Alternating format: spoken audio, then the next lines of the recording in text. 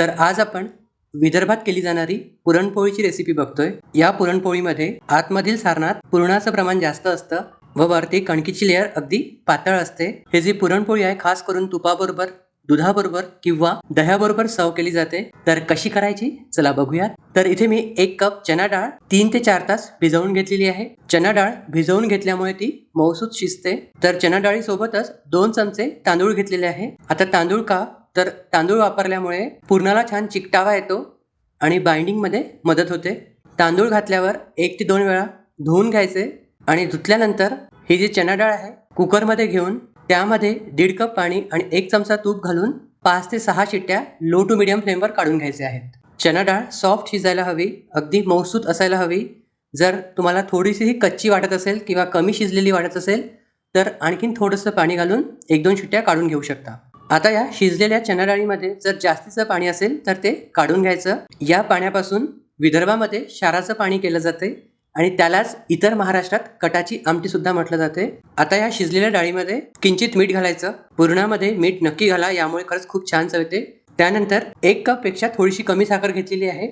1 cup डाळ 1 cup साखर घेतली तर पुरण जे आहे ते थोडं गोड होतं, त्यामुळे प्रमाण जे आहे कमी जास्त घ्यायचं। तर विदर्भातील पुरणामध्ये आणि इतर महाराष्ट्रीयन पुरणामध्ये एकच फरक आहे की विदर्भामध्ये साखर वापरली जाते, इतर महाराष्ट्रात गूळ वापरला जातो। त्यानंतर हा कुकर गॅसवर ठेवून लो फ्लेमवर आता आपल्याला हे पुरण जे आहे ते शिजवून घ्यायचं आहे।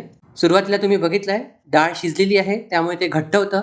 साखर घातली, साखर घातल्यावर ते पातळ झालं आणि आता हे दाटसर होतपर्यंत आपल्याला शिजवून घ्यायचं आहे। तर तुम्ही बघू शकता पुरण जे आहे दाटसर झालेलं आहे।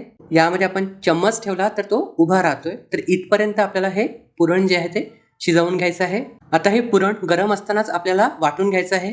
तुम्ही पुरण यंत्रामध्ये वाटून घेऊ शकता किंवा मग व्हिडिओमध्ये दाखवलेलं आहे तसं स्टेनर किंवा चाळणीच्या मदतीने वाटून घेऊ शकता। तुम्ही हे थोडा वेळ थंड करून मिक्सरच्या वेट ग्राइंडरमध्ये सुद्धा वाटून घेऊ शकता।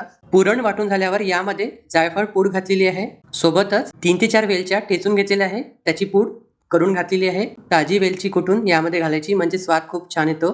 जायफळ आणि वेलची पूड पुरण वाटल्यानंतर त्यामध्ये ऍड करायची म्हणजे त्याचा स्वाद शेवटपर्यंत छान टिकून राहतो, तसेच पुरण काळं पडत नाही।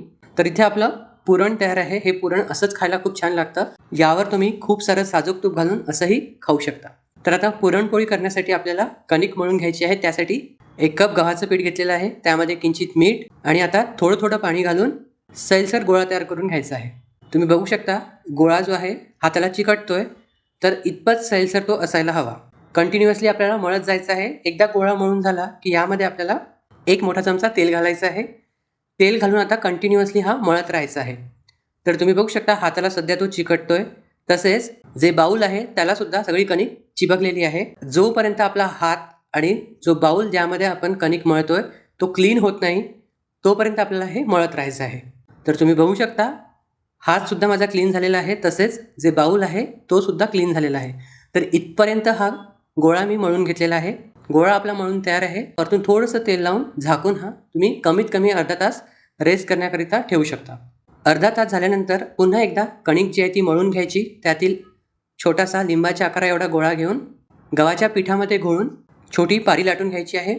जेवढा कणकीचा गोळा घेतलेला होता त्याच्या 1.5 आपल्याला पुरण घ्यायचं आहे। तर पुरणाचा गोळा करून व्हिडिओमध्ये दाखवल्यानुसार यामध्ये ठेवून आता व्हिडिओमध्ये दाखवल्यानुसार पुरणपोळी लाटून घ्यायची आहे। लाटताना तुम्ही गव्हाच्या पिठाचा वापर करू शकता आणि अगदी हलक्या हाताने लाटायची आहे।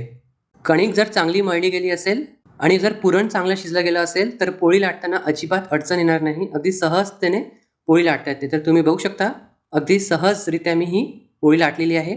तर पोळी लाटून झाल्यावर तवा गरम करून घ्यायचा, त्यावर थोडंसं तेल किंवा तूप, मी शक्यतो पुरणपोळ्या ज्या आहे तेलामध्ये भाजतो कारण त्या जळत नाही किंवा करपत नाही।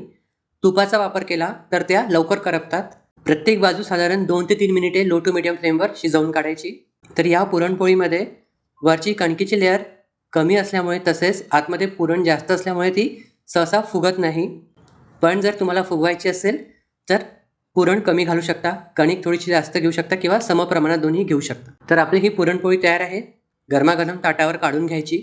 कमी पुरण भरून जर पोळी केली तर पोळी फुगते सुद्धा। तुम्ही बघू शकता व्हिडिओमध्ये पोळी फुगलेली आहे। तर इथे आपल्या या गरमागरम पुरणपोळ्या तयार आहे। या पुरणपोळ्या खास करून साजूक तुपाबरोबर खूप मस्त लागतात।